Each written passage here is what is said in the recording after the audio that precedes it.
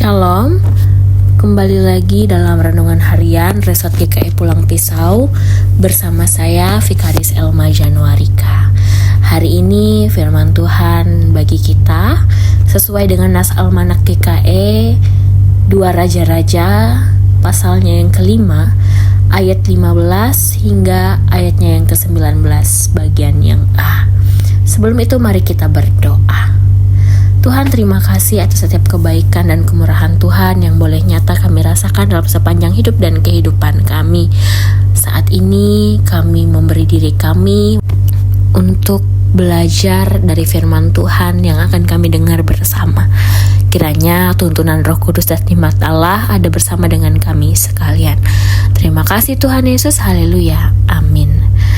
Bapak Ibu Saudara yang dikasih dan diberkati oleh Tuhan, Kitab 2 Raja-Raja pasal 5 ayat 15 hingga 19 ini berpusat pada perubahan hati Naaman setelah mengalami kesembuhan dari kusta. Nah, ayat-ayat ini menunjukkan bagaimana Naaman mengakui keesaan Allah Israel dan menolak pemberian hadiah karena ia menyadari bahwa kesembuhannya adalah anugerah Allah semata. Firman Tuhan hari ini menyoroti pentingnya ketaatan dan kerendahan hati dalam menerima berkat Tuhan, serta bahaya keserakahan seperti yang ditunjukkan oleh Gehazi. Bapak Ibu Saudara yang dikasih dan diberkati oleh Tuhan kita Yesus Kristus, kita melihat bagaimana Naaman mengakui keesaan Allah. Naaman adalah seorang panglima perang asing. Ia mengakui bahwa tidak ada Allah selain Allah di Israel setelah ia disembuhkan dari kustanya. Ini adalah pengakuan yang luar biasa dari seorang yang sebelumnya menyembah dewa-dewa Baal. Dari sini pun kita melihat adanya kerendahan hati seorang Elisa, di mana ia menolak hadiah yang akan diberikan karena apa yang sudah ia lakukan untuk Naaman. Dan kita juga melihat Bapak Ibu Saudara ada keserakahan dari Gehazi. Gehazi adalah pelayan Elisa. Ia tergoda oleh harta yang ditawarkan Naaman dan mengejarnya untuk meminta sebagian darinya. Tindakan ini menunjukkan ketidakikhlasan dan keserakahan, bahkan ketidaktaatan terhadap perintah Elisa. Gehazi mendapatkan hukuman akibat keserakahannya, Bapak Ibu Saudara. Dan ini menjadi contoh bagi kita bagaimana keserakahan dan ketidaktaatan dapat membawa akibat yang buruk.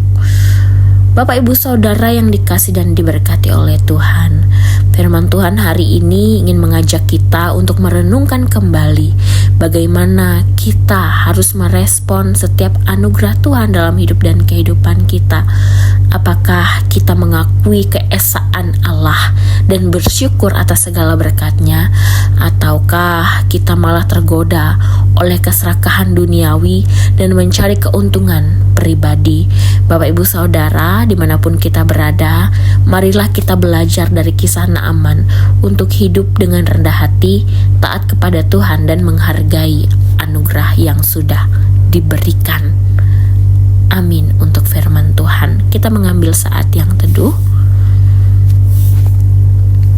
Tuhan, terima kasih untuk kebenaran firman-Mu yang boleh diperdengarkan bagi kami pada saat ini. Kami percaya firman Tuhan tidak menjadi kesia-siaan, melainkan firman Tuhan akan membawa pembaharuan dalam iman kami. Hari ini bersama kami bersyafaat Tuhan menaikkan doa kami teristimewa bagi gereja Tuhan yang ada di Bereng Gereja Kasih. Diberkatilah ya Bapa setiap pendeta, hamba-hamba Tuhan yang melayani di sana, baik ketua jemaat pun juga sekretaris, bendahara, penatua diakon, kuster gereja, pemain musik, siapapun yang terlibat aktif dalam pelayanan di Gereja Kasih Bereng, Allah boleh pakai dan perlengkapi mereka untuk mewujud nyatakan juga apa yang menjadi program kerja jemaat Gereja Kasih Bereng. Diberkati hidup dan kehidupan para jemaat Tuhan dalam setiap usaha pekerjaan mereka, sawah, ladang, ternak, dan kebun apapun mereka, masa depan untuk setiap generasi muda jemaat Bareng Kasih, Tuhan boleh memberi yang terbaik bagi mereka. Terima kasih Tuhan Yesus, terima kasih. Inilah kami dengan segenap kerinduan kami. Doa ini kami akhiri di dalam nama Tuhan Yesus yang hidup. Haleluya. Amin.